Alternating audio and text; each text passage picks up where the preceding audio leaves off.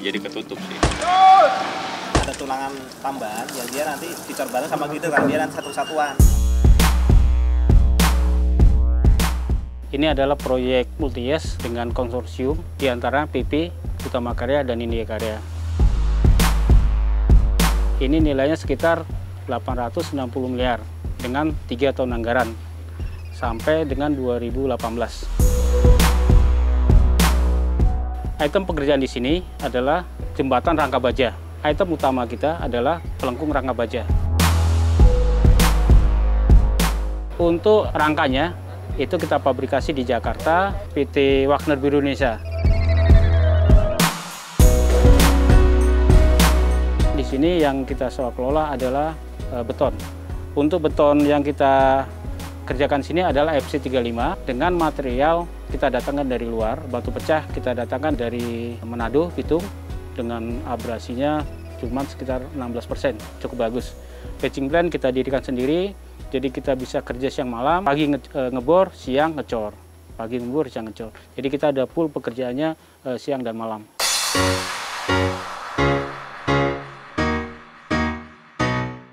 Proyek ini didasarkan atas pertimbangan bahwa Kota Jayapura secara demografi jumlah penduduk hampir 90% itu berada di 3 distrik utama. Yang pertama distrik Jayapura Selatan, kemudian distrik Jayapura Utara, dan distrik Abepura.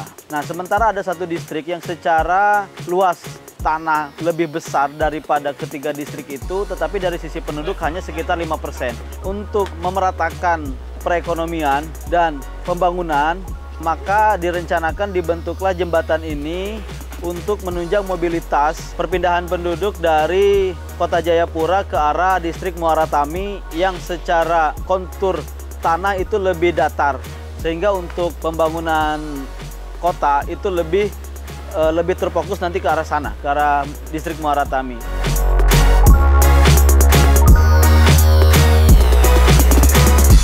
Jembatan Benang Utama total panjangnya adalah 433 meter, di mana 400 meternya dibagi menjadi 3 section, 50, 150, 150, dan 50 terakhir, total ada 400. Kemudian untuk yang 33 meternya adalah benang pendekat dengan konstruksi I-girder. Lebar jembatan total adalah 21 meter dengan terdiri dari 4 lajur 2 arah dengan median.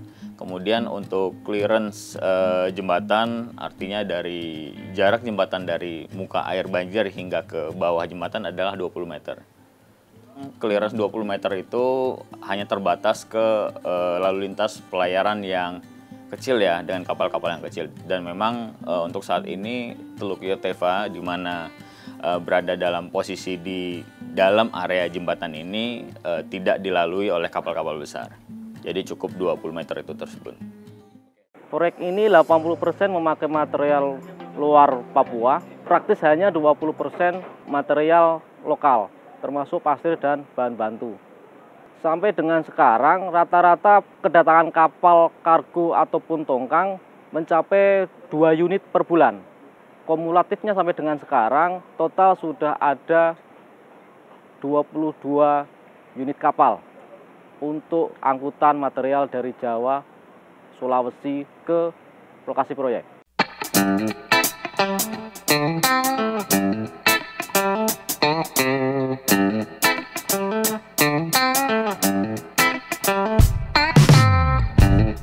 Progres sudah 65%, yang kami targetkan akan selesai di tahun ini. Pekerjaan struktur bawah itu ada 6 pondasi, abutmen 1, P1, P2, P3, dan P4, terakhir P5. Dari mulai pekerjaan ini berjalan, kita sudah melaksanakan 4 kali adendum kontrak. Dan untuk posisi saat ini, kita sedang menyusun untuk adendum yang kelima. Kenapa terjadi beberapa kali adendum kontrak? Itu pertama dikarenakan adanya data-data di lapangan yang berbeda dengan perencanaan awal. Di samping itu ada perubahan fondasi yang disebabkan oleh faktor-faktor kegempaan yang sebelumnya belum terprediksi.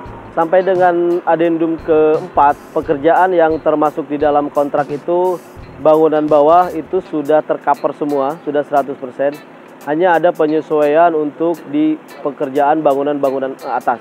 Diharapkan dengan adanya adendum 5 ini nanti bangunan atau jembatan kita ini berfungsi fungsional. Total pengadaan hampir sudah mendekati 80%.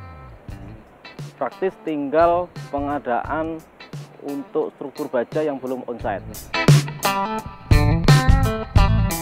Pekerjaan struktur bawah selesai. Untuk selanjutnya pekerjaan ada di kerjaan baja struktur selesai 100% untuk fabrikasinya. Kemudian pengecatan side span pertama yakni untuk pier 1 dan pier 2 yang akan dikirim ke lokasi proyek. Yang tes pertama itu kita lakukan di PT PKI nih, di Tanjung Priok. Jadi sebagian besar kita tesnya di sana. Jadi di situ ada tes torsi, friksi, sama harness. Harness itu ada harnessnya material sama harness untuk baut, termasuk yang friksinya untuk baut. Waktu itu kita ngetes material sama baut. Jadi ada standarnya sendiri, terus ada timnya sendiri, ada organisasi sendiri yang untuk ngecek masalah itu. Warnanya sendiri telah dipilih oleh Menteri Pekerjaan Umum dan Perumahan Rakyat secara langsung, yakni warna merah yang melambangkan semangat dan agar kontras dengan warna lingkungan sekitar.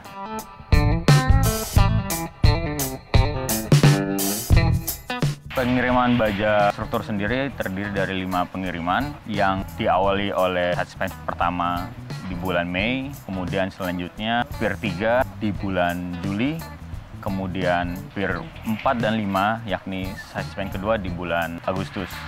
Kemudian untuk 2 center span dikirim setelah side span kedua menjelang hampir selesai. Kita targetkan untuk rencana awal adalah di bulan September atau Oktober, sehingga di bulan November pekerjaan run lifting atau pemasangan center span bisa dilaksanakan. Semua pekerjaan pengiriman maupun erection ini dilakukan oleh Wahana Biro Indonesia. Artinya kita berkoordinasi, namun mereka sebagai rekanan kita yang akan melaksanakan dan sudah kita tunjuk. Namun memang sebagai counter check atau pengecekan ganda bahwa pekerjaan transportasi center span ini adalah pekerjaan yang sangat penting, sangat bernilai dan menentukan kesuksesan proyek ini. Sehingga kita akan bekerja sama dengan technical assistant, dengan expert dari bidang-bidang keilmuan yang terkait dengan pengiriman tersebut yang akan diintegrasikan menjadi bagian dari Komite Keamanan dan Keselamatan Jembatan di bawah Kementerian PU.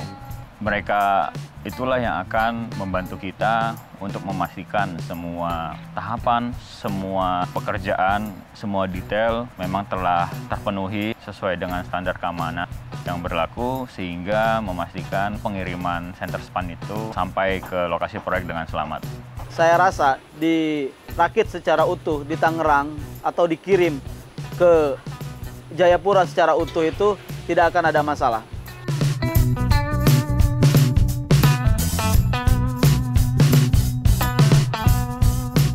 Kita targetkan dalam tahun ini semua pekerjaan erection serta pemasangan selesai.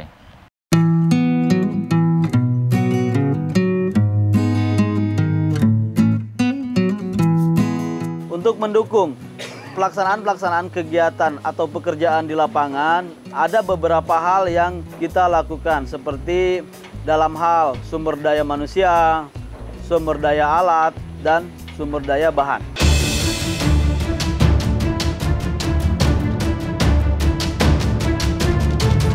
Pengendalian kita ada beberapa di proyek ini, pengendalian teknik, pengendalian substitusi, pengendalian eliminasi, pengendalian administrasi, serta pengendalian PD. Apabila tetap terjadi kecelakaan, kita telah melakukan rencana emergency response, yaitu tanggap darurat apabila terjadi kecelakaan. Tugas dan tanggung jawab itu kita berikan kepada tim lapangan dan kita lakukan selalu review pelatihan setiap minggu pada saat melakukan safety talk. Di samping kita mendatangkan tenaga-tenaga terampil dari Jawa Barat, dari Jawa Tengah, dan dari Jawa Timur untuk mensinergikan atau mentransfer teknologi atau keahlian dari tenaga-tenaga terampil yang kita miliki dengan masyarakat-masyarakat di sekitar wilayah proyek, kita pun melibatkan mereka dalam kegiatan pelaksanaan pekerjaan ini. Walaupun secara tanggung jawab itu memang masih ada di tenaga-tenaga terampil yang kita miliki. Dalam hal pengalihan pengetahuan terhadap penduduk-penduduk lokal yang ada di sini, memang kita membutuhkan kesabaran bagaimana kita cara menyampaikan supaya mereka bisa memahami apa yang kita inginkan, supaya pekerjaan itu bisa berjalan dengan baik.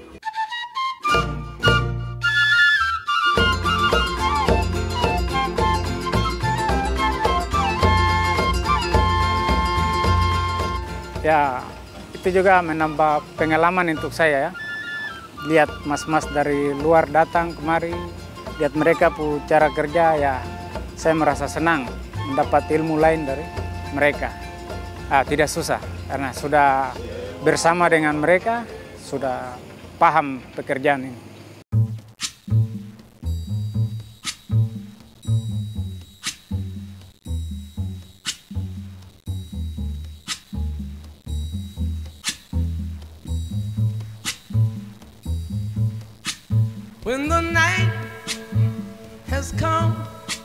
Kita tanamkan keharmonisannya itu, kebersamaan. Jadi kita sudah pupuk dari awal. Jadi kita sinergi di sini tidak ada, kalau sudah masuk ke proyek, kita tidak ada memakai nama satu perusahaan. Jadi kita adalah sinergi yang bersama. Setiap keputusan itu adalah keputusan bersama.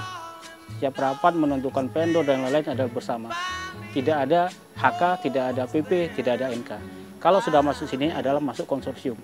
Jadi itu yang kita tanamkan, kebersamaan. Apa yang kita dapat di PP, yaitu kita dapat di AK sama, NK juga sama. Jadi kita tanamkan keharmonisannya itu, kebersamaan. Jadi kita sudah pupuk dari awal. Suasana malam di sini adalah suasana seperti kerja juga. Kantor konsorsium kita buat senyaman mungkin. Untuk lingkungan, teman-teman di sini memperhatikan lingkungan, aktivitas sekarang juga sudah mulai berkurang di lapangan karena memang kan beberapa sudah dilakukan di proses fabrikasi di Surabaya dan Jakarta. Untuk tantangan di laut, kalau terjadi arus yang deras, itu terjadi arus pasang. Itu sering terjadi di waktu sore maupun malam hari, sedangkan proyek kita itu berjalan siang malam, tapi kita bisa mensiasatin alam itu, kapan waktunya kita bergerak dan kapan kita waktunya untuk mengatur strategi secara alam. Sedangkan kita sudah punya panduan dari BMKG untuk pasang surutnya sudah kita ketahui, sehingga posisi yang tepat untuk kita bergerak kita bisa prediksi. Dengan sistem bergerak pun kita rubah sistem bekerjanya. Sekarang sistem untuk di laut pengeborannya kita lakukan di malam hari, untuk pengecorannya di siang hari, sehingga kita meminimalisir untuk pasang surutnya air tadi yang mengganggu lalu lintas daripada tongkang yang mensuplai material dari darat ke laut.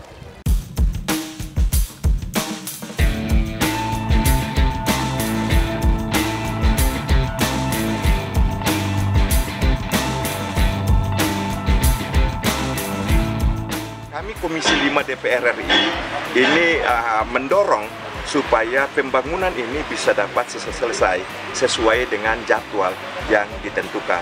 Kita desain akan menjadi landmarknya tidak hanya Jayapura mungkin, tapi adalah tanah Papua.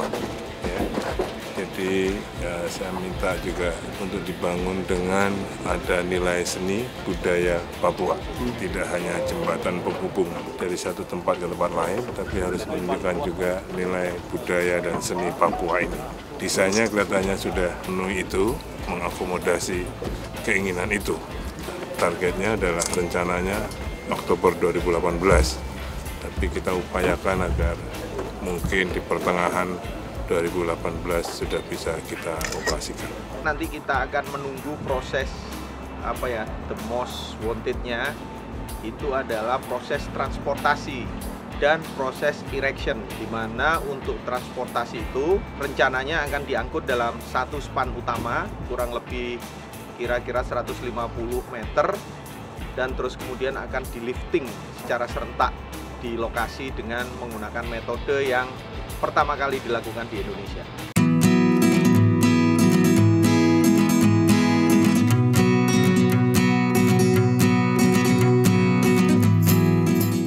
Banyak yang spesial di proyek ini. Yang paling utama adalah dalam hal metode pelaksanaan. Metode pelaksanaan di sini akan yang pertama di Indonesia, di mana seluruh struktur bentang jembatannya akan dirakit di darat dan akan dibawa dari Surabaya menuju lokasi proyek yang berjarak 3.200 km. Dan ini adalah yang pertama terjauh di Indonesia dengan berat bentang terberat itu sekitar 2.000 ton.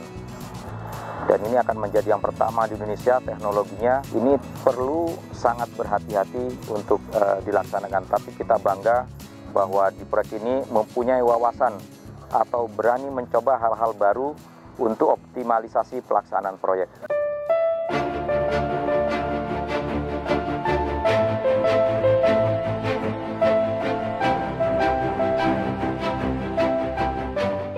Untuk mengerjakan pekerjaan-pekerjaan konstruksi seperti jembatan Holtecam ini, saya yakin target dan mutunya akan dapat kita capai.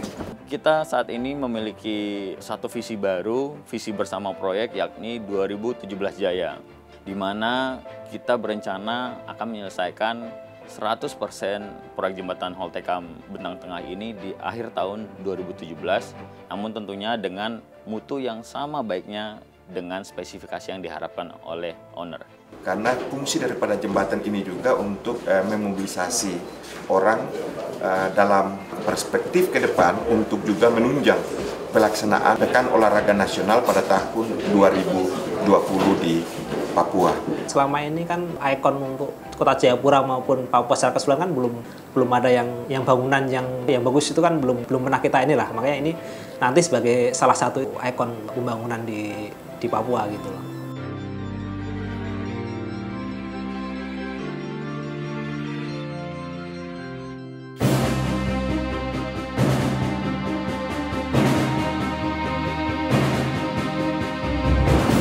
Pembangunan jembatan Holtecam ini merupakan pembuktian dari ajang profesionalitas para insinyur Indonesia, di mana baik dari sisi sosial, ekonomi maupun teknisnya memiliki aspek yang sangat prestisius. Tim proyek ini melakukan inovasi yang luar biasa. Pertama di Indonesia, yaitu dari erection yang biasa kita lakukan segmental, yang sekarang kita lakukan adalah full bentang dari jembatan, kita lakukan di darat, kemudian actionnya kita lakukan sekaligus. Yang membuat kami bangga, proyek ini juga dikerjakan oleh tim yang rata-rata masih muda, yang merupakan masa depan untuk perusahaan. Ini adalah proyek mercusuar bagi Provinsi Papua. Saya berpesan kepada teman-teman yang bekerja, kalian membuat sejarah bagi Provinsi Papua. Itu yang paling penting. Kita bangun di provinsi ini. Ini adalah miliknya Indonesia. Ya, kebanggaan bagi orang Papua dan bagi Indonesia. Itu yang paling penting.